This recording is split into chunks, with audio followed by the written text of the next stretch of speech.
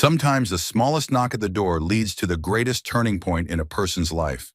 She had a name that opened every door he had calloused, hands that fixed the ones falling off their hinges. When a poor mechanic showed up at an old estate to fix a basement leak, he thought it was just another routine job. But what he found waiting behind that grand wooden door was something far more human, far more fragile, and far more unforgettable. This is not just a story about a house or a pipe or even a past. It's a story about timing, about second chances, and about what happens when two very different lives quietly collide and decide not to walk away. If you believe in stories that heal, inspire, and remind us what truly matters, make sure to subscribe to the channel and hit the bell so you won't miss a single chapter. Now, let's begin. A poor mechanic came to fix the basement leak. The heiress said, "That's not why I called you." The phone rang just after sunrise, long before Jack Harper usually stirred from his creaky twin bed, tucked into the back room of his modest garage. The call display flashed unknown, which usually meant a spammer or a wrong number. But something, maybe instinct, maybe the stillness of the morning, made him pick up. "Is this Jack Harper?" A woman's voice asked, smooth but distant, like she'd been trained to speak to strangers without giving away too much. "Depends who's asking," Jack said, still groggy. He swung his legs over the side of the bed and rubbed a hand across his stubbled jaw. There was a pause. "Then this is Evelyn Whitmore. I need someone to take a look at a basement leak. A pipe's burst. I think it's an old house. A very old house." Jack blinked at the name Whitmore. That name hadn't echoed through his life in years, not since the Whitmore estate had gone quiet after the old patriarch passed. A sprawling manor set on the edge of town, now mostly hidden behind ivy. "And time I don't do plumbing, not officially," he said, standing now and looking out the window at his snow-dusted pickup. "But I've patched up worse. What's the address?" "You already know it," she replied softly, and then the line clicked dead. By 9:30, Jack's truck pulled into the long-forgotten driveway of Whitmore Manor. The iron gates were rusted but ajar. The house, once the pride of the region, looked like a page torn from another century. Towering chimneys, arched windows, and walls overgrown with wild vines that wrapped around the brick like memory. The gravel crunched under his boots as he stepped out, toolbox in hand. Snow still lingered in the shadows beneath the porch, and the air smelled of pine and cold stone. He was halfway up the steps when the door creaked open. She stood framed in the threshold, a silhouette against the warm gold light of the grand foyer. Evelyn Whitmore. Not a name anymore, but a presence. She wore a cream wool coat belted at the waist and a silk scarf, the color of winter roses, draped loosely around her neck. Her dark hair, streaked faintly with silver near the temples, was pulled back in a low bun. "Harper," she greeted him, her eyes studying him. Not with scrutiny, but recognition. "Thank you for coming. I'm just here for the leak," Jack said, shifting his weight awkwardly. Her lips curved slightly. "Are you?" He stared at her, brow furrowed. She turned on her heel and gestured for him to follow. The basement's this way. Inside the house was a strange mix of grandeur and neglect. Dust floated like ghosts through tall windows, catching light that filtered through the sheer curtains.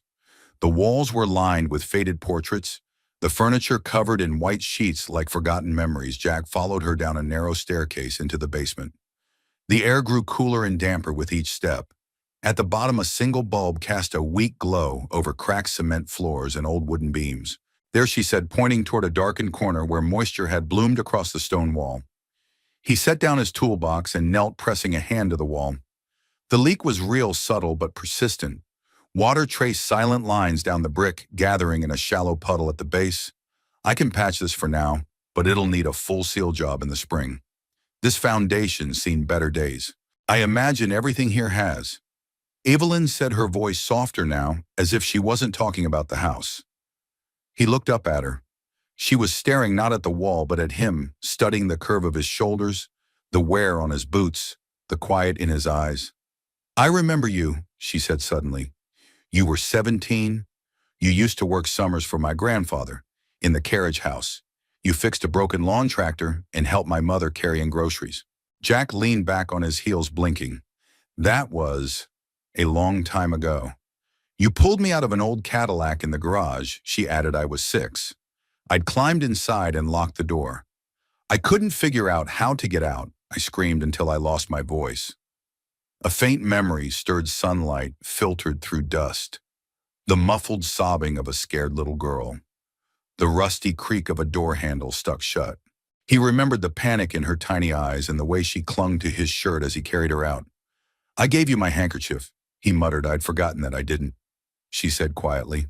"I kept it for a while, until it smelled too much like the garage and not enough like kindness." Jack stood brushing the dust from his jeans. He didn't know what to say to that. He hadn't thought about the Whitmores in years, not since their parties stopped filling the streets with laughter and limousines. So he said finally, "Why call me for this?" Evelyn's gaze met his steady and clear, because the house needed someone who wouldn't just fix the leak and leave someone who would remember what it once was. Someone real. Jack shifted uncomfortably, unsure if he felt flattered or tricked. "I don't do sentimentality," he said. "I'm a mechanic, not a time traveler. And I'm not looking for a contractor," she replied. "I'm just looking." They stood in silence for a moment, surrounded by crumbling mortar and echoing memories. Then Jack exhaled through his nose, picked up his wrench and said, "Well, let's start with the leak." The morning light was changing by the time Jack Harper stepped back out of the basement, his hands damp from the stone wall, and his thoughts muddied by a memory he hadn't planned on resurrecting. Upstairs, the manor exhaled stillness. No hum of appliances, no ticking clock, just the quiet creak of old floorboards and the long shadows cast by tall windows. He paused at the threshold of the foyer, wiping his palms on a rag. Evelyn stood by the fireplace, one arm crossed lightly over her stomach, the other holding a chipped mug of something steaming. She looked like she didn't belong there, and yet more than that, like she was trying to belong. Her clothes were expensive but understated. Her heels had been replaced with suede flats, and there was something in her face, some tired trace of loss that softened the edges of her polished demeanor. Jack cleared his throat. "It's a small leak for now. Nothing's collapsed yet, but you'll want to reinforce the southern wall before spring thaw. Water's seeping in from outside."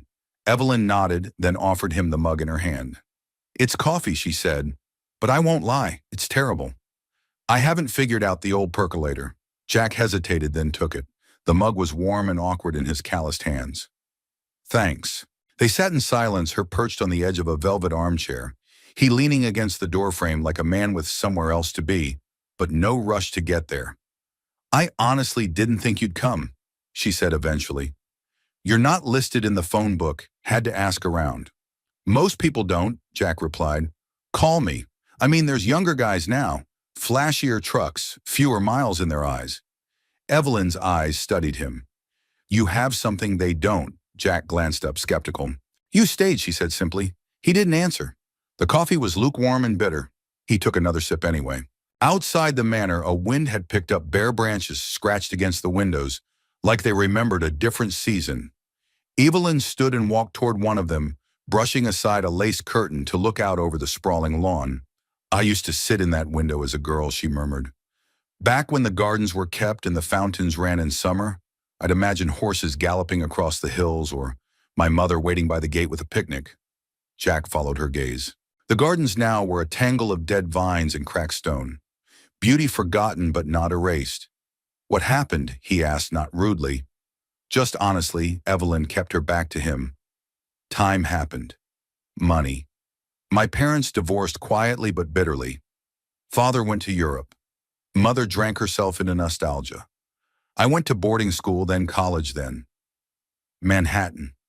Jack's voice was quiet. "You didn't come back." "Not until the funeral," she said. "Then not again, until now." She turned to face him. Her eyes were dark, thoughtful. "I thought I was done with this place. I thought it had nothing left to give me. But lately, I've been thinking, maybe it's not about what this place can give. Maybe it's about what I never gave it." Jack didn't speak right away. There was something about the way she stood, elegant but weary, that made him hesitate to intrude on her vulnerability. So he said instead, "You came back to fix what's broken." Evelyn gave a soft, almost bitter laugh. "You're the only thing I've fixed so far." He raised an eyebrow. "The pipe," she clarified, smiling faintly. "I mean the pipe." He chuckled, shaking his head. She led him toward the rear hallway, past an arched doorway that once led to the ballroom. The parquet floors creaked underfoot, and the wallpaper was peeling like a memory someone had tried to paint over. At the far end, a door opened into the old conservatory, glass walls dusted with years of neglect, but still letting in long beams of light. "This was my favorite room," she said. "I used to lie on that bench and pretend I could hear the plants growing." Jack looked around. Ferns had long since withered. Pots were cracked. A single vine had grown wild, reaching toward the ceiling. Clinging to the light, I came back. Evelyn continued, "Not for the house, but for the silence.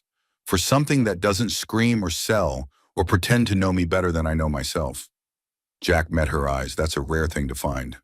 "Especially in New York," she said. "Especially in people," he replied. For a moment, there was only quiet.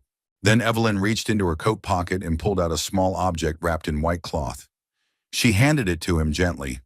Jack unwrapped it, a piece of soft cotton worn thin over the years, creased, faintly stained but intact. He recognized it immediately.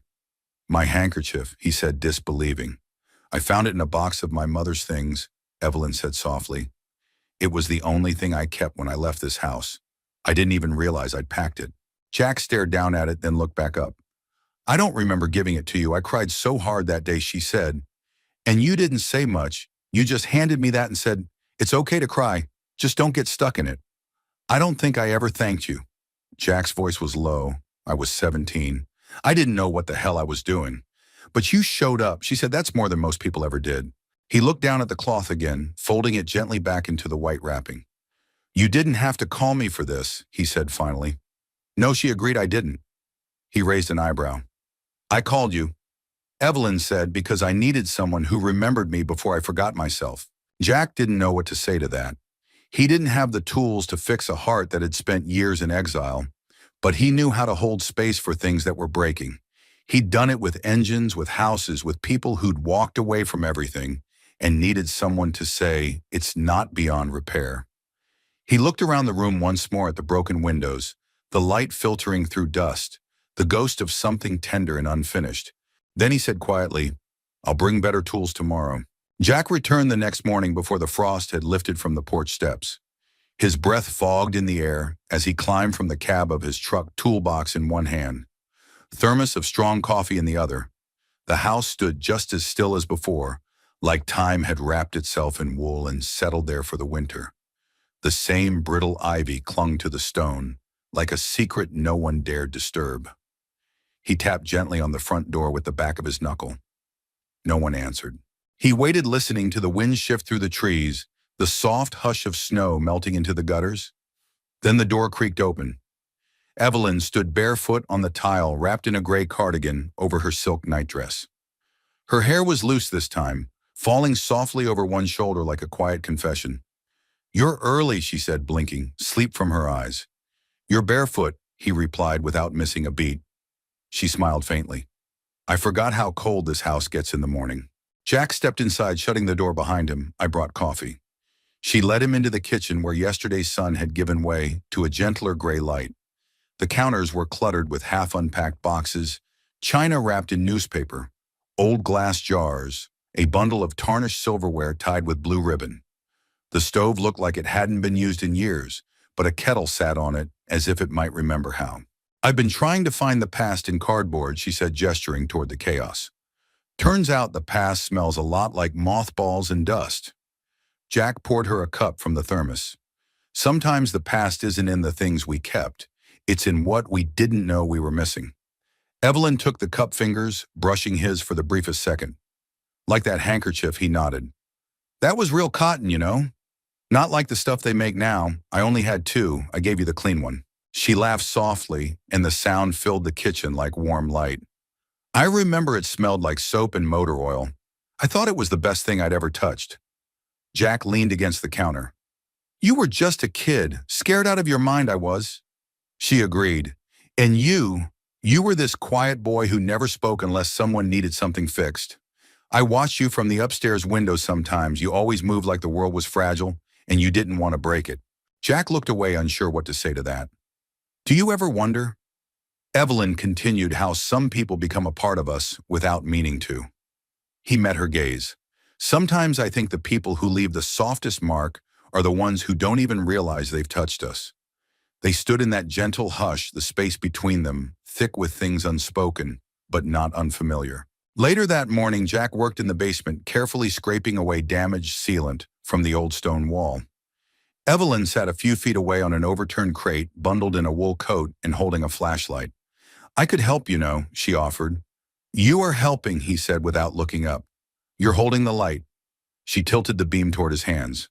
"You're good at this. Not just the work?" "The silence, too," Jack chuckled. "Silence is easier than most conversations." "But not this one," she said quietly. He paused, looked at her. "Why now?" he asked. "You've had years to come back. Why this house, this winter, this broken wall?" She hesitated, then answered honestly. "Because I was starting to forget who I was before I became someone else. And you're the last person I remember from that version of me." Jack sat back on his heels. "I'm no anchor." "Evelyn." "No," she said. "You're something rarer. You're a witness." That word hung in the air like breath in cold weather, visible, fleeting, true. "I think we all want someone to remember us," she added. "Not the polished parts. The parts that cracked first." Jack returned to the wall, quietly smoothing fresh sealant into the crevices. "It's easier to fix a wall than a person. But both take time," she said. "And patience. And someone who doesn't walk away when the damage shows." He didn't answer, but his hands never stopped moving. By mid-afternoon, they moved to the conservatory. Jack wanted to inspect the floorboards beneath the old planter boxes, which had buckled from years of moisture and neglect. Evelyn followed him like a shadow, close enough to feel the weight of his presence, far enough not to intrude. Sunlight streamed through the dust-streaked glass painting, golden lines across the ruined wood. Evelyn stood in one of them, hands in her coat pockets, looking like she belonged in a painting no one had finished. "My father wanted to turn this into a ballroom," she said the view would impress donors. "I wanted a greenhouse. Who won? He died before it happened," she replied, "which means nobody won." Jack tapped the boards with a metal rod, listening to the hollow thud of rot. "I could rip these out." "Replace them?" Evelyn smiled. "Or maybe we let them be. Not every broken thing has to be restored. Some of it just needs to be remembered." Jack gave her a long look. "You sound like someone who's been doing a lot of remembering lately." "I have," she admitted, "and also a lot of forgetting." He nodded slowly. "It's strange, isn't it, how some places trap memories and others set them free." She stepped closer now, just a few feet from him. "This house has done both." Jack glanced toward the tall glass windows, the creeping ivy outside, the faded paint on the doors. "This place is still standing," he said. "So are you." Evelyn smiled at him, but this time it reached her eyes. "And so are you, Jack Harper." They didn't speak much after that. He continued checking boards, pointing out cracks she hadn't noticed. She listened, asked questions, took notes in a small leather journal she hadn't shown him before. It felt comfortable. Not like old friends, not like strangers. Like something unfolding slowly, carefully, with no rush to name it. As the afternoon light dimmed, Evelyn walked him to the door. "Tomorrow?" she asked. Jack nodded. "Tomorrow." She opened the door and cold air swept in like a curtain. Jack paused on the threshold. "Evelyn, yes, that handkerchief." "Keep it." "I already did." The third morning came with low clouds and a steady drizzle, the kind that softened the edges of the world and made everything feel more intimate. Somehow Jack parked under the sweeping branches of a maple tree, its limbs still bare, but full of quiet promise. Rain tapped gently on the windshield as he cut the engine. He reached for the thermos beside him and took a long sip, letting the warmth fill the silence in his chest. There was something about this job, this house, this woman that refused to stay routine. He grabbed his toolbox and stepped into the mist. The Whitmore Manor looked different in the rain, less grand, more human. The ivy shone slick against the stone, and the old brass doorknob turned under his hand with a reluctant groan. Inside, the warmth of the entryway greeted him not from the thermostat, which was unreliable at best, but from the faint scent of cinnamon and orange peel drifting through the halls. "Back again," Evelyn said as he stepped inside. She was dressed in a soft flannel shirt, sleeves rolled to her elbows, with a pencil tucked behind one ear and a notepad in her hand. The kind of outfit that might have looked like a costume on someone else, but on her, it looked like a woman trying to remember what it felt like to live. You started without me, Jack said, nodding toward the pages in her hand. She smiled, just notes, measurements, half memories. You taking over my job, Evelyn arched a brow. I thought you didn't do sentimentality, Mr. Harper, Jack chuckled. I don't. I just don't like being upstaged in my own area of expertise. I promise not to touch your sealant, she said, her voice teasing. But lo, today I just want to look around the old wine cellar. There's a part of the house down there I haven't seen in 20 years. Jack raised an eyebrow. Wine cellar? She nodded. It's through a bricked-up archway. My grandfather sealed it off when I was a girl, said it was unsafe, but I remember it. I used to sneak down there. There were etchings on the walls, my name carved by someone. I want to know if it's still there. He paused. You sure it's safe now? No, she said. That's why I brought you. The air in the basement was cooler today and damp in a way that clung to the skin. Jack held the lantern while Evelyn traced her hand along the stone wall, feeling for the line she remembered as a child, the seam where the wall was once open. There she said suddenly, her fingers tapped against a narrow groove hidden behind a stack of rotting crates. This was the arch. I remember the sound it made when I ran my hand along it. Hollow like a breath caught in stone. Jack examined the bricks, knocking gently. She was right, it was hollow behind there. He set the lantern down and got to work carefully, chiseling away the mortar. The sound of metal against stone echoed in the space. Rhythmic and patient, Evelyn sat nearby on a step, hugging her knees, watching him. Did you ever want to leave? She asked, her voice breaking the silence. Jack paused. Leave the town. Yeah, he thought for a moment, wiping dust from his fingers. When I was a kid, sure thought I'd be an engineer. Build bridges, go west. But then my mom got sick and my little brother was too young to do much. So, I stayed. She nodded. That's a rare thing. Choosing to stay, it didn't feel like a choice at the time. And now Jack met her eyes. Now it feels like it mattered. The final brick gave way, with a low groan, revealing a narrow passage beyond. The air inside was thick, stale, with disuse, but the walls still stood strong. Evelyn stepped through, first lantern in hand. The room beyond was smaller than she remembered, with shelves still lined with ancient dust-covered bottles. Spiderwebs clung to every corner, and the scent of old wood and stone hung heavy in the air. On the far wall, carved into the plaster beneath the window slit, were faint initials. WHJH, Evelyn gasped. They're still here. Jack stepped beside her. Who's WH? My father, she said softly. Whitmore Harrison. He used to hide down here when my mother would start throwing things. Said this place was cooler than anywhere upstairs. Jack traced a calloused finger across the third set of initials. Jeshuna H, he murmured. This wasn't here before Evelyn turned to him. Jack Harper, he shrugged. I must have carved it back when I worked here. Maybe the same day I found you in that car. She looked at the wall, then at him. Why would you carve your name down here? Jack paused, hand still resting against the stone. I guess I wanted to leave a mark somewhere, even if no one would ever see it. She stared at him, and for a long moment neither of them spoke. Then she stepped closer. You know, I always thought I was the only one hiding in this house. Turns out I wasn't. No, Jack said, voice low. You weren't. They sat on the dusty floor for a while. After that, backs against the wall, knees nearly touching Evelyn, wrapped her arms around herself as if she could fold memory into her bones. My parents weren't unkind, she said quietly. They were just too loud in the wrong ways. Always performing, always worrying about appearances. No one ever sat still long enough to ask if I was okay. Jack nodded, eyes fixed on a crack in the far wall. I know that kind of house. Evelyn looked over. Did you ever get asked once or twice, he said. But mostly I just learned to stop waiting for the question. She leaned her head against the wall. Sometimes I think I've spent my whole adult life trying to answer a question. No one ever asked. Jack turned toward her. And sometimes, he said, we're just looking for someone who notices we're still trying. Their eyes met again. This time neither looked away. By the time they climbed back upstairs, the drizzle had stopped, leaving the world silver and soft. Light spilled through the conservatory windows like a promise. Evelyn turned to Jack as he packed up his tools. "Thank you for today," she said. He nodded. "You gonna carve anything new down there?" She smiled that quiet smile he was beginning to recognize. "Maybe, but this time I'll leave space beside it." Jack looked at her. Really looked.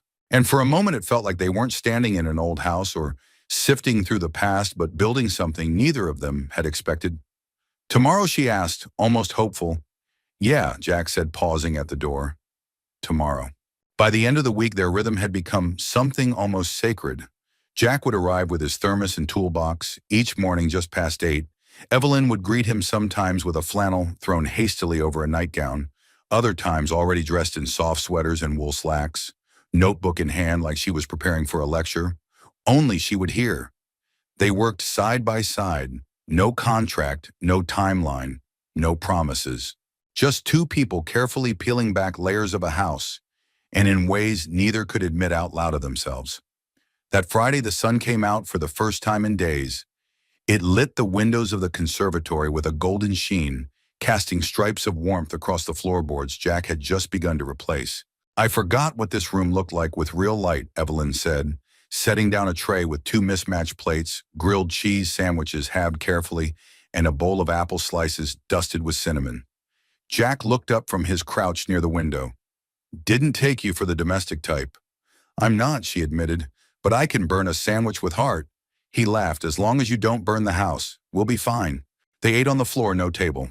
No ceremony, just the two of them sitting with their backs against the wall, legs stretched out into the warm spill of sun. Dust floated through the air, caught in golden shafts. For a while there was only the crunch of toast, the occasional clink of a mug, and the hum of an old house beginning to breathe again. Evelyn broke the silence first. "Did you ever fall in love?" Jack paused mid-chew. "You're not one for small talk, are you? I figure we've shared basements and childhood traumas. Might as well talk about love." He set his sandwich down, brushed the crumbs from his fingers. "Yeah, once. Her name was Claire. We were engaged for about 6 months." Evelyn looked at him, but didn't speak. "She left when my mom's illness got worse." He continued, "Said she wasn't built for that kind of life. Said I stopped looking at her like she was the future." That must have hurt. It did, but I couldn't blame her. She didn't sign up to be a caregiver. I barely signed up for it myself. Evelyn's voice dropped to a whisper. "But you stayed." He shrugged. "Someone had to." For a long moment the only sound was the chirp of birds outside, returning cautiously with the sunlight. "What about you?" he asked. She traced a fingertip along the edge of her plate. "I was supposed to marry a man named Grant. Investment banker, polished, well-spoken. My parents adored him. But I didn't." Jack gave a soft grunt of understanding. "He liked the idea of me," she said, "but not the reality. The quiet, the questions, the parts I didn't decorate." Jack looked at her thoughtfully. "Sounds like you dodged a bullet, I suppose," she said, half smiling. "But sometimes I wonder if I'm just hard to love." He didn't respond right away. Then he said quietly, "No one is hard to love, just easy to misunderstand." Evelyn blinked, and for a moment her expression flickered somewhere between gratitude and the ache of recognition. That she said is probably the kindest thing anyone said to me in 10 years. That afternoon they worked on stripping the wallpaper in the parlor. Beneath the layers, the original plaster was surprisingly intact.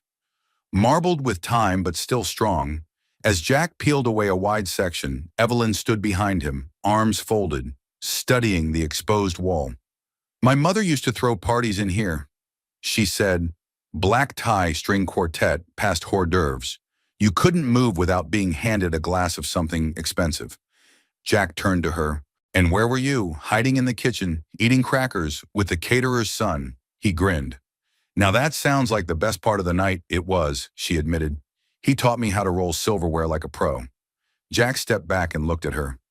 "You remember things with such clarity." She nodded. "When you feel invisible, you learn to observe. It's how I protected myself." Watching instead of being, Jack looked down at the roll of wallpaper curled at his feet. "Maybe that's why this place called you back. It remembered being seen." She tilted her head. "And maybe it called you too." He didn't answer that. Instead he asked, "You ever think of staying here?" Evelyn seemed surprised by the question. Staying like moving back for good? Jack shrugged. Seems like you've done more than just visit. She looked around the room, eyes softening. I came thinking it would be a funeral. A letting go, but now? I don't know. Maybe it's more of a beginning. Jack met her gaze, or a rebuilding. They stood there for a moment in the middle of an old parlor stripped to its bones, surrounded by history and the bare walls of something new. Neither of them moved. Neither of them needed to.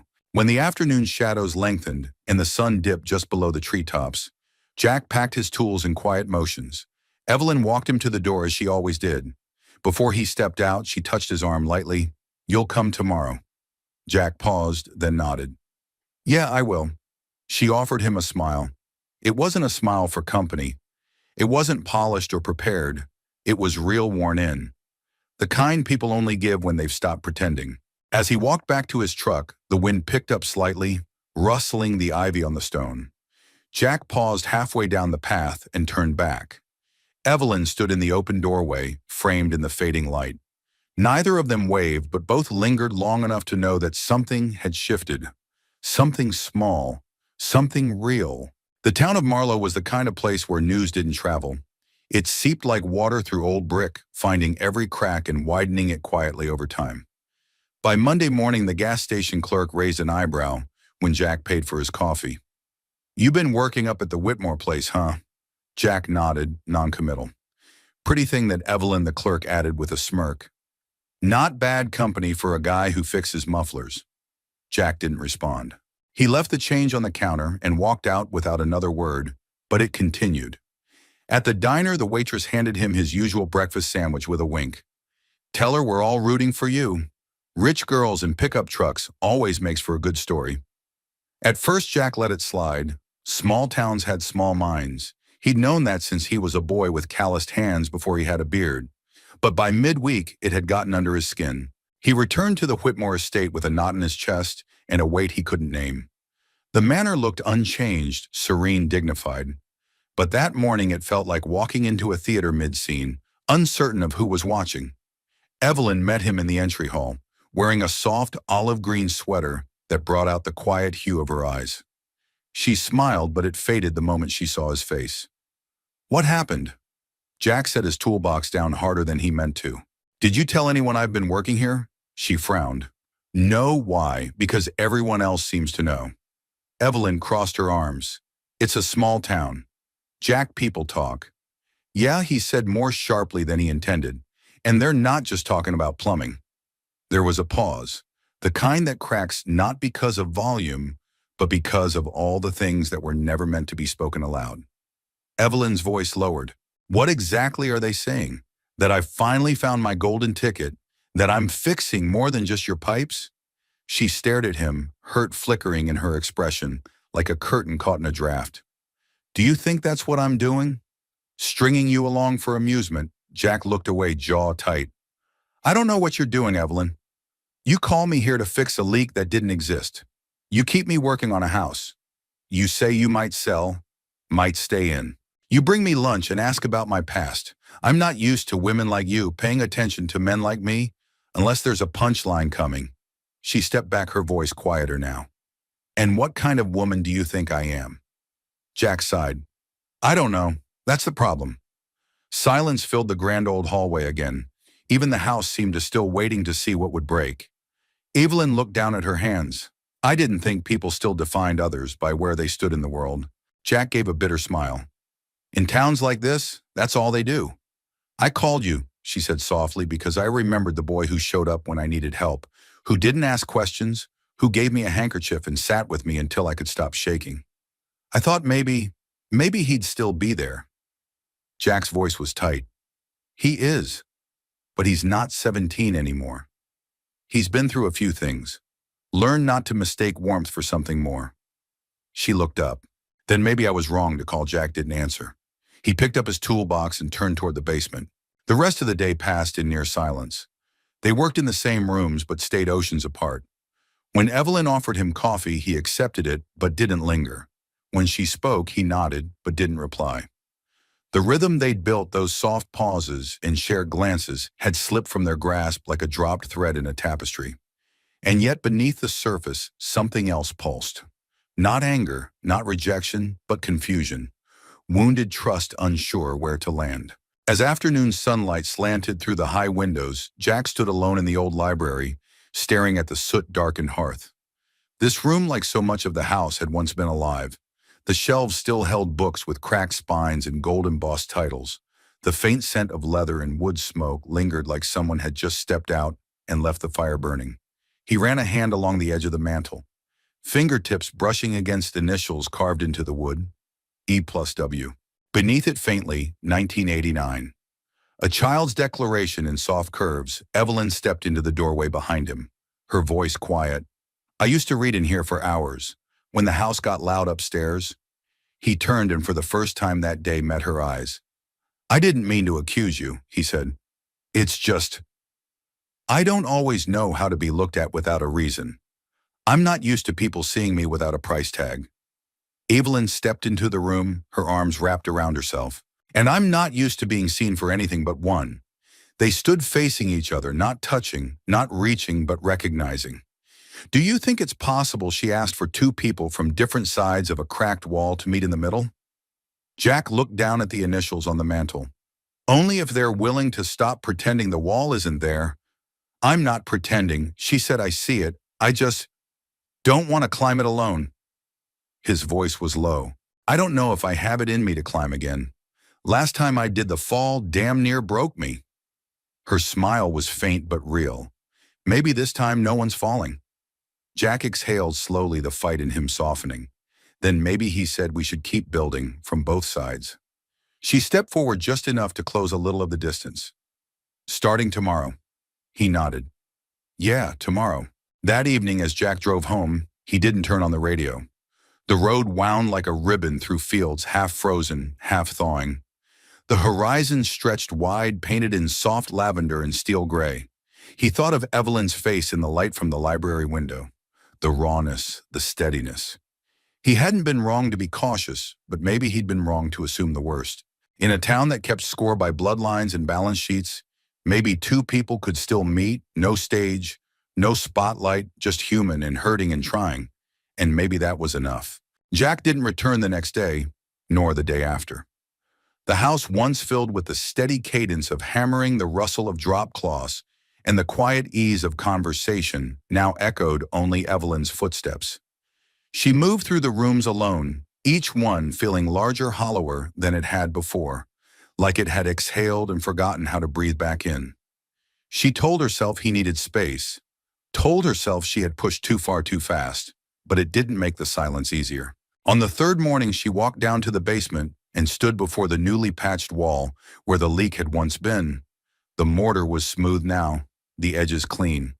A job well done, but the quiet hum that used to settle there, the comfort of his presence, was gone.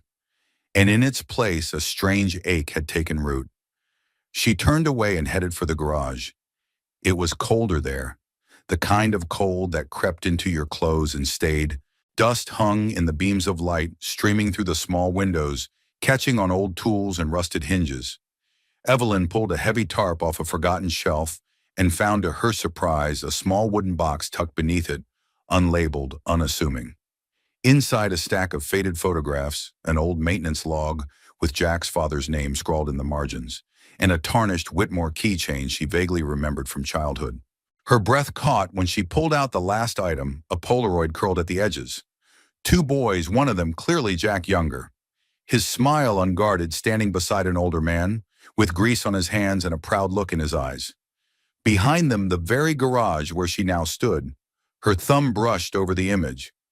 You've been here longer than I have. She thought this was your home first. Across town, Jack stood behind the counter of his garage, staring at a carburetor he'd rebuilt twice now. Not because it needed fixing, but because it gave his hands something to do. The bell above the front door jingled, and he didn't even look up. Just a minute, he called out. You said that 10 years ago, came a familiar voice. Jack's head jerked up. Leaning in the doorway was Matt, his younger brother, all long limbs and a flannel too clean to belong to anyone in this garage. He wore the kind of confidence Jack had never fully grown into, probably because Matt had left town, become someone else, while Jack had stayed and kept the lights on. Jack wiped his hands on a rag. "You're early, I was hungry," Matt said. "Figured if I came now you'd buy lunch. Least you can do after I drove 4 hours." Jack gave a reluctant smile. "Still dramatic. Still stubborn," Matt shot back, grinning. They sat in the tiny break room with 2 sandwiches between them, half lukewarm coffee and years of brotherhood folded into the easy pauses between words. So Matt said between bites, "You gonna tell me why you look like you've lost something?" "You never had." Jack leaned back, rubbing a hand across his face. "It's complicated," Matt raised an eyebrow. "She have a name," Jack hesitated, then said, "Evelyn Whitmore." Matt froze mid-chew, as in the Whitmore. Jack nodded. Matt whistled low. "You don't do simple, do you?" Jack shrugged. "It wasn't supposed to be anything. Isn't that always how it starts?" Jack didn't answer right away. He stared down at his coffee, like it held something he hadn't figured out yet. "She remembered me," he said finally. "From when we were kids, brought me back to that house. Said she needed something real. And, and for a while I believed her." Matt's voice softened. But people talk about her, about me, about what this all means. And I let it get in my head. I said some things I shouldn't have." Matt leaned forward. "Jack, has it occurred to you that maybe she doesn't care what the town thinks?" Jack looked at him. "Maybe she should." Or maybe Matt said carefully, "You're just scared that someone finally saw you, really saw you, and you didn't know what to do with that." The words landed like a truth Jack hadn't wanted to hear. He looked away, jaw clenched. Matt stood, picking up his sandwich. "You've always fixed things. Jack engines pipes problems. Maybe this time what needs fixing isn't just a wall in a basement." That evening, Evelyn stood by the fire in the old library, reading through her father's journals. Most were filled with numbers, stiff language plans for expansions that never came. But near the end of one notebook, scribbled almost like an afterthought, she found a line that stopped her cold. "The Harper boy reminds me of myself. Quiet, determined. A little too serious for his own good. If I had a daughter worth her salt, I'd tell her to marry someone like that." She set the journal down gently, her fingers trembling. Her father had never said those words aloud, but somehow they mattered more now than if he had. The next morning Jack returned. Not with tools, not with coffee, just himself. Evelyn saw him from the window and didn't move. Not at first. She watched as he stepped onto the porch, exhaled like he was letting go of something heavy, and raised his hand to knock. When she opened the door, they stood in silence. Jack spoke first. "I found some old things in the garage. Your father and mine, they worked together longer than I realized." She nodded. "He mentioned you in a journal." He looked surprised. "Said you were the kind of man he hoped I'd notice." Jack swallowed hard. "I shouldn't have said what I said." He murmured, "About you, about why you called me." "That wasn't fair." Evelyn studied him. "You were hurt." He nodded. "Still doesn't excuse it." They stood in the doorway, the morning light casting long shadows behind them. "I'm not asking for anything," Jack said quietly. "Not a do-over, not a promise. I wanted you to know that I'm still here. Not for the job, just..." Here, Evelyn opened the door wider. "Then come in," she said. "We'll start from wherever we are." Jack stepped inside. The house, once filled with silence, seemed to hold its breath, then slowly, gently let it go. The sky was washed in soft gray the morning Jack returned, the kind of sky that held its breath just before snow or forgiveness. Inside the Whitmore Manor, everything was still except for Evelyn. She had been awake since dawn, moving through the house like a quiet current, unsure what she was looking for until she found it. It was a thin, worn envelope hidden behind a false panel in her father's old desk in the study. The paper had yellowed at the edges. The handwriting was unmistakable, sharp, precise, and unmistakably her father's. She hesitated before opening it, as if the weight of its contents could reach across time and rewrite everything. It was addressed simply, "To be opened by Evelyn Whitmore if she ever comes home." Her breath caught. She sat down slowly in the cracked leather armchair beside the window, light pooling on the floor at her feet. "My Evelyn, if you're reading this, it means you came back. I want to say I'm proud of you. But the truth is, I don't know if I've ever said it enough when I had the chance. I made a life out of building things. homes, companies, reputations. But I never quite figured out how to build the thing that mattered most between us. Trust. You were always stronger than I gave you credit for. Quieter than your mother, but wiser in a way that unsettled me. You asked questions I didn't want to answer about why things mattered, about what made a life worthwhile. I don't know if you remember the Harper boy Jack. He worked for us one summer. He was no more than 17, but I saw something in him even then, a steadiness, a kind of dignity no money can buy. He reminded me of myself before the world told me what success was supposed to look like. His father was a good man, humble, proud in the quiet way real men are. When your mother took ill that fall and you wandered off, it was his father who found you by the lake. He carried you all the way back and never asked for thanks. I owed that family more than I ever admitted. I never paid the debt. Maybe you can, or maybe this isn't about debts at all. If Jack Harper is still in this town, and if by some twist of fate your paths have crossed again, don't look away. Don't let the past stop you from choosing differently. Dad. Evelyn didn't cry, not exactly. The tears didn't fall like they had when she buried her mother or when Grant walked out the door with his suitcase and perfect suits.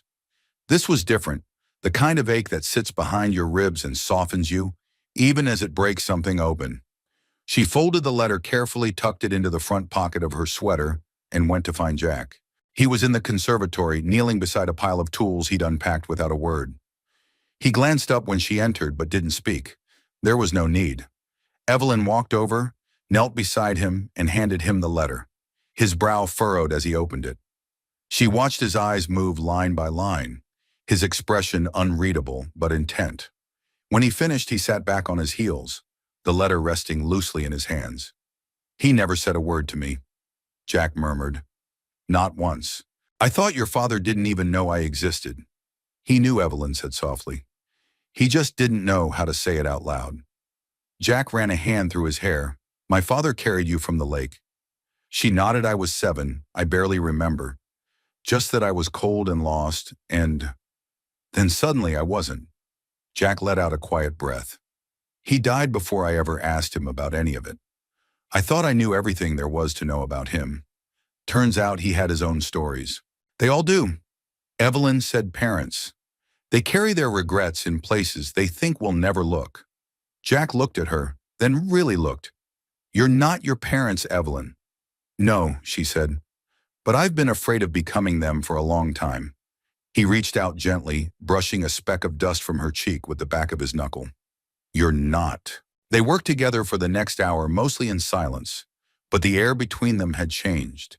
It was no longer weighed down by the fear of saying the wrong thing.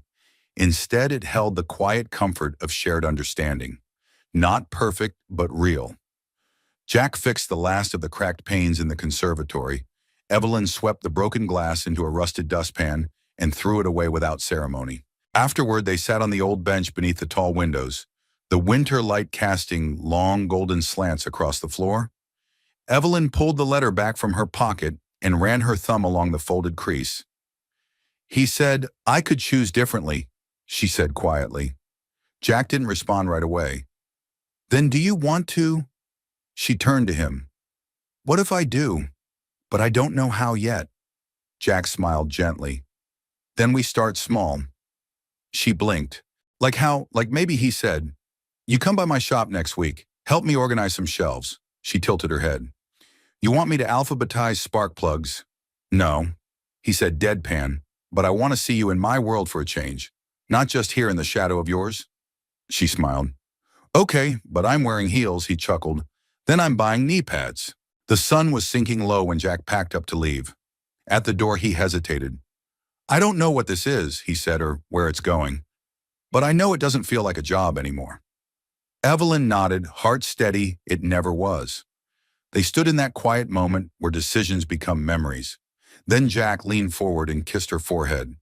Not with urgency, not as a promise, but as a beginning. "I'll see you tomorrow," he said. Evelyn nodded, her voice barely above a whisper. Tomorrow. Outside, the sky was painted with soft streaks of lavender and rose. Inside, Evelyn stood in the doorway, with her hand over her heart, the folded letter still warm in her pocket, and the weight of generations slowly lifting from her shoulders. She didn't know exactly what the future would bring, but for the first time in years, she wasn't afraid to find out. The dining room hadn't been used in years. Its long walnut table sat beneath a tarnished chandelier, the crystals still catching light but dulled with time. The wallpaper, once gold with silver detailing, had faded into muted ochres and soft grays, like the memory of a celebration that no one quite recalled. But tonight Evelyn lit candles anyway. She moved quietly through the room, brushing dust from the backs of the chairs, placing simple white dishes on woven placemats. No crystal, no sterling, silver, just what she'd found in a half-open box in the pantry. A meal not meant to impress, but to honor something that had taken root without either of them meaning to. She checked the pot roast in the oven one last time. Her mother's recipe, though she'd never once seen her cook it. Evelyn had spent the afternoon with a cookbook propped open on the counter, her sleeves rolled up and forehead streaked with flour, laughing to herself when the carrots fell in too early, or the onions refused to brown. But the house smelled good now, like thyme and rosemary and warm bread. And when Jack knocked at 7 sharp, the scent greeted him before she even opened the door. He stood on the threshold clean-shaven and wearing a dark button-up shirt tucked neatly into his worn jeans. His boots were muddy from the walk up the drive, but his eyes were steady, warmer than they'd been in days. "Hope I'm not underdressed," he said, offering a half-smile. Evelyn stepped aside. "Only if you're expecting linen napkins and wine pairings." He glanced around as he entered. "This place, it feels different." She nodded. "So do I." They sat at opposite ends of the long table, at first laughing at how formal it looked. "This was the table where my parents hosted senators and CEOs," Evelyn said, slicing a piece of bread. "They'd spend more time posturing than eating. Once my father forgot I was at the table until dessert." Jack glanced down the long stretch of mahogany between them. "Would you rather sit closer?" She smiled, stood and carried her plate to the chair beside his. "There," she said, settling in beside him. "Now it's just dinner." The food was imperfect, some bites too salty, others a little bland, but Jack cleaned his plate like it was the best thing he'd had in weeks. Evelyn ate slowly, watching him between bites, still not used to how easily he occupied space when he didn't mean to. Afterward, they lingered at the table, sipping tea from mismatched mugs, the fire in the adjacent room casting flickering light across their faces. "You ever think about leaving?" Jack asked, his voice soft. Evelyn looked at him. "Leaving the house. The town." She folded her hands around her cup. "I already did. Spent 20 years trying to outrun this place, but I never really belonged where I went." Jack nodded, looking into the steam rising from his tea. "I've thought about it too," he said, "more when I was younger, when the shop got quiet or the loneliness got loud. But every time I packed a bag, something stopped me. Your mother at first," he said, "then my brother, then habit." She tilted her head, and now Jack looked up. "Now I think maybe there's something here worth staying for." Evelyn's breath caught, but she didn't speak. The silence between them was full, not empty, charged, not heavy. And just as she opened her mouth to speak, Jack leaned back and reached into his jacket pocket. "I brought something," he said, pulling out a folded sheet of paper. "Found it tucked in a maintenance log at the shop. It's a proposal your father had written. For turning this place into a retreat center, he wanted to offer veterans and struggling families a place to stay. Quiet, safe off the radar." Evelyn stared at the paper. Surprised he never mentioned this to me. Jack nodded.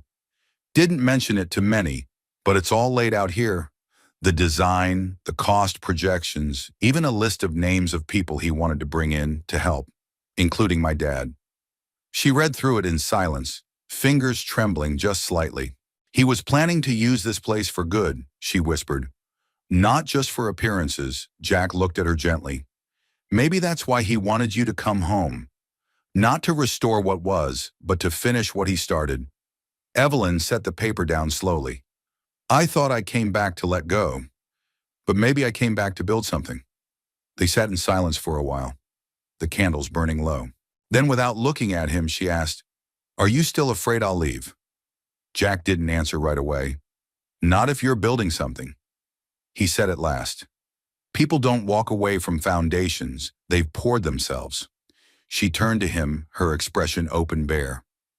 And if I asked you to help me build it? He looked at her. Really looked, and for the first time he didn't hesitate. I already started. Later that night, Jack stood at the front door, the night air cool and crisp against his skin. Evelyn leaned against the doorframe, arms folded over her chest. This felt like a goodbye, she said softly. Was it? Jack shook his head. No, but it was a turning point. She studied him. Are you sure? He reached out, brushed her cheek with the backs of his fingers. I'm tired of waiting for perfect clarity. All I know is when I'm here, it doesn't feel like I'm passing time anymore. Her voice was barely a whisper. Then stay. Jack leaned in close enough to feel her breath, but didn't kiss her. Not yet. Tomorrow, he said instead, we'll draw up plans for the house, for all of it. He stepped into the night boots, crunching softly over gravel headlights, flaring as he turned the truck around. Evelyn watched until the red glow disappeared into the dark. She didn't go back inside right away. She stood there a long time, the night cool on her skin, the scent of thyme and smoke still lingering in her sleeves. And for the first time, she wasn't afraid of what came next. She was ready. The next morning broke with a soft, peach-colored sky. Snow dusted the trees thin and lacy like the first touch of winter's second breath. The world was quiet, hushed, not asleep but listening. Jack arrived earlier than usual. No toolbox, no coffee, just a folded sheet of paper in his pocket and something heavier behind his ribs. He hesitated on the porch. The wood creaked under his boots the same way it always had. But today it felt different, like he was standing not at a threshold but at a crossroads. When Evelyn opened the door, she looked surprised to see him so early.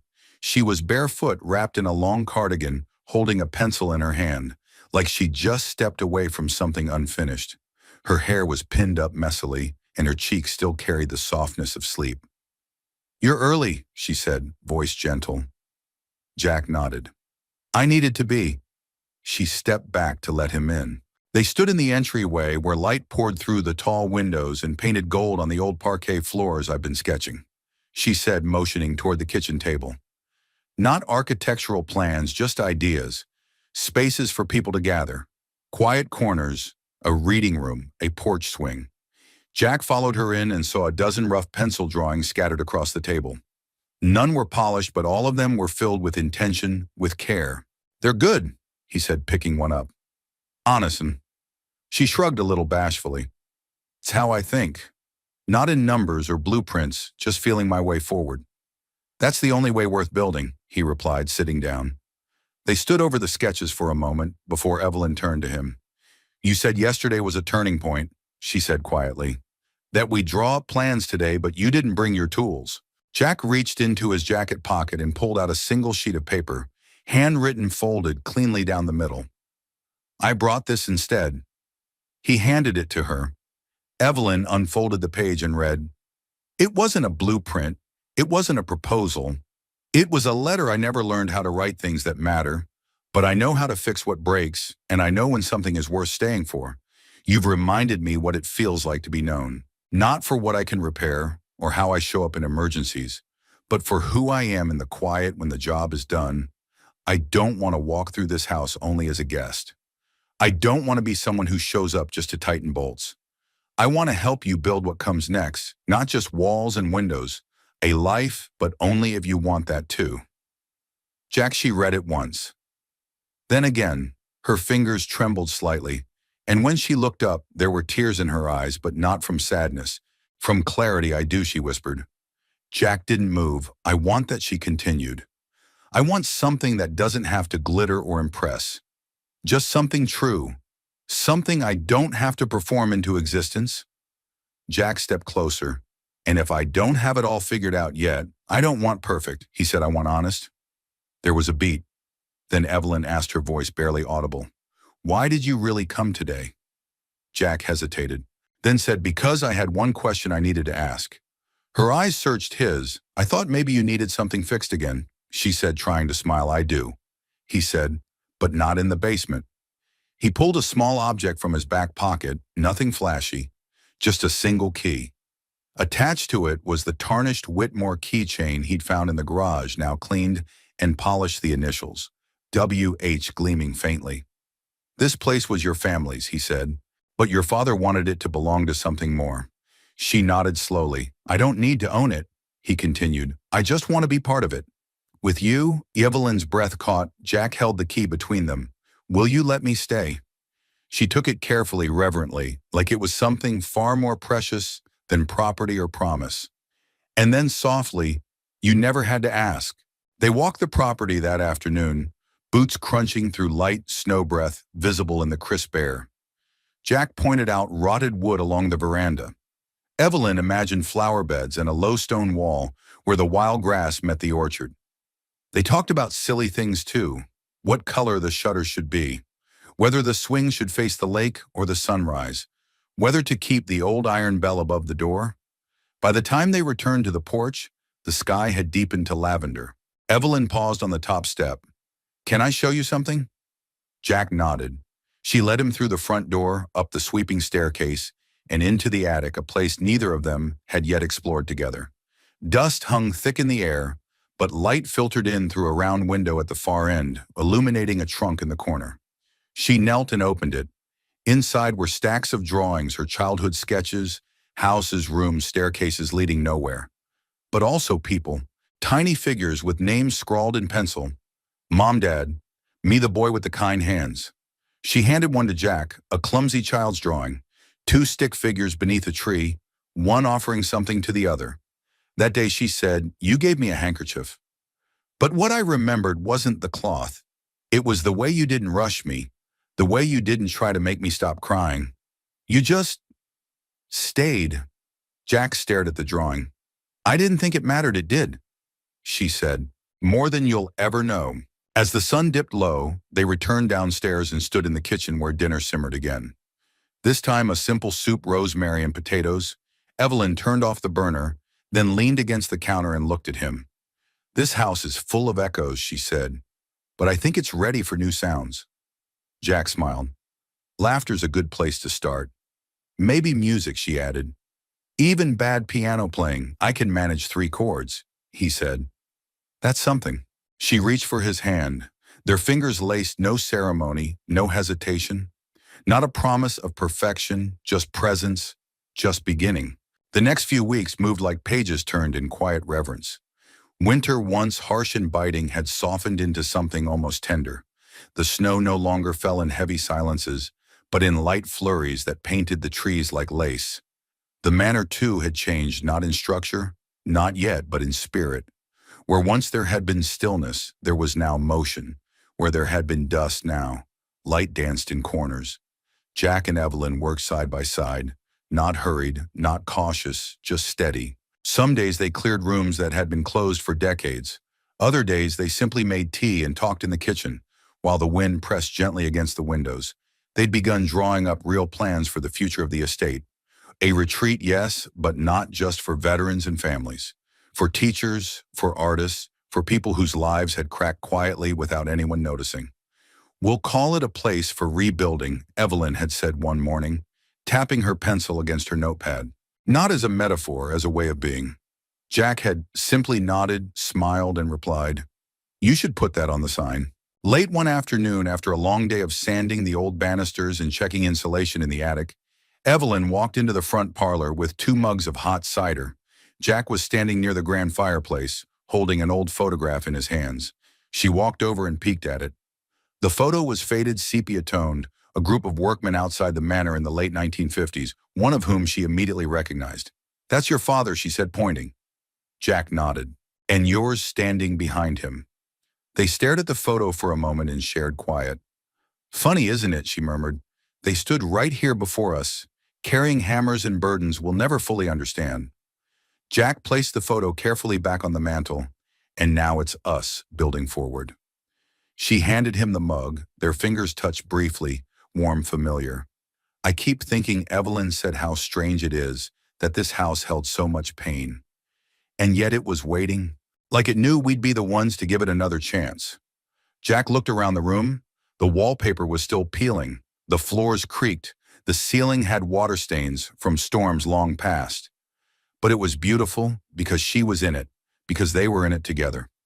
Do you ever wonder, she asked, if you hadn't come to fix that non-existent leak, if we would have met again some other way? Jack smiled into his cider. No, I think life's a bit less poetic than that. I think people walk past each other all the time, and the timing has to be just right. He paused, or maybe he added, the house really did call me. Evelyn laughed, and the sound filled the room like a song returning to a place that had long forgotten music. The next morning, Jack arrived just after dawn, this time not in work clothes. He wore a dark coat, clean jeans, and a button-up shirt she hadn't seen before, one that still held the sharp crease of something kept in the back of a closet, waiting for a day that might matter. Evelyn was standing in the foyer, barefoot, brushing her hair back as she opened the door. She blinked at him, surprised. "You're not here to work." "Not today," he said. He held up a brown paper bag and a thermos. "Breakfast, and thought you might like to eat it on the porch." She smiled. "Let me grab a sweater." They sat together on the wide front steps, eating buttered toast wrapped in cloth napkins and sipping cinnamon coffee while the sky turned from gold to blue. The trees were dusted in white, but the sun had begun to melt the frost at the tips. A cardinal hopped from branch to branch, its red feathers striking against the quiet landscape. They didn't speak for a while. Then Evelyn turned to him, her voice soft. "Why today?" Jack set down his cup. "Because I've been waiting for a moment that didn't feel borrowed." He looked at her, his eyes steady, "And today feels like it's ours."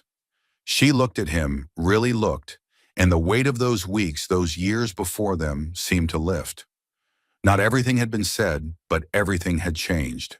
Later that afternoon, they returned to the basement, their basement. Now Jack rolled up his sleeves and started measuring a new section of the foundation where they'd eventually pour concrete for the retreat wing. Evelyn stood nearby, sketching in her notebook, when he suddenly paused.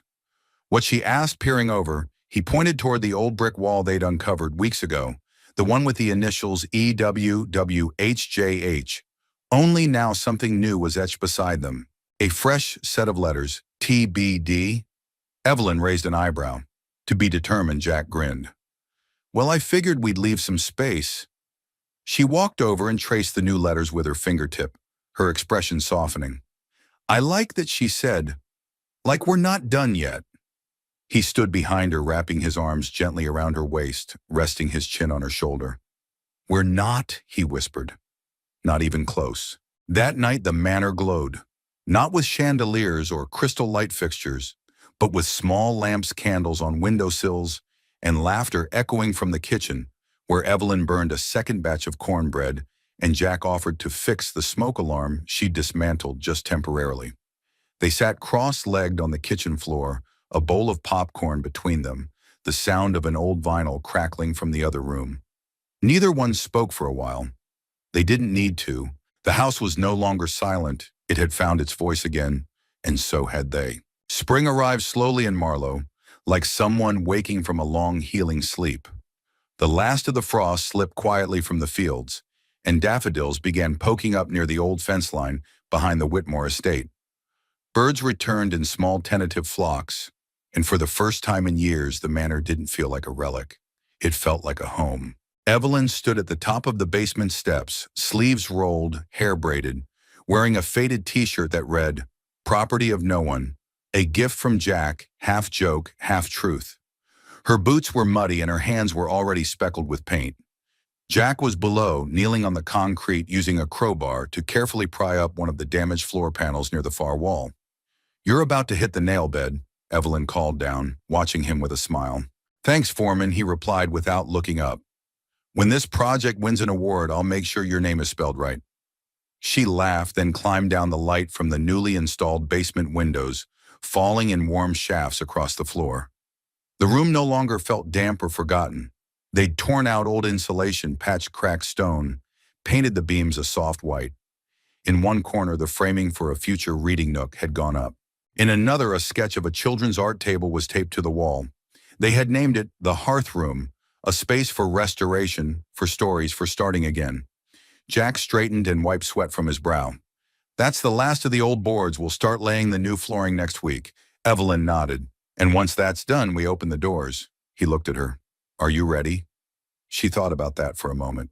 She'd spent years chasing certainty, titles, approval, clean lines, and pre-approved futures.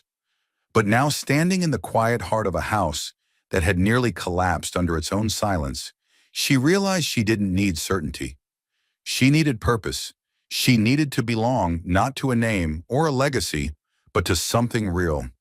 "I'm ready," she said. Jack smiled and reached for her hand. "Then let's finish it together." A week later, the first gathering at Whitmore House took place.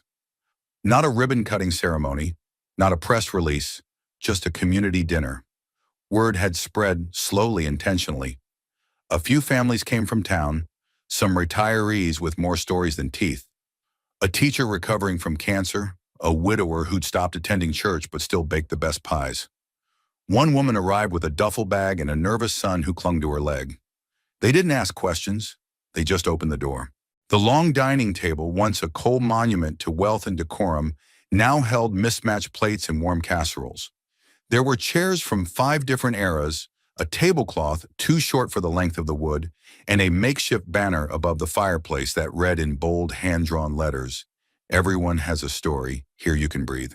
Jack stood near the kitchen, quietly watching Evelyn move through the room pouring cider, introducing guests, helping a shy girl set down her coloring books on the floor near the new reading bench.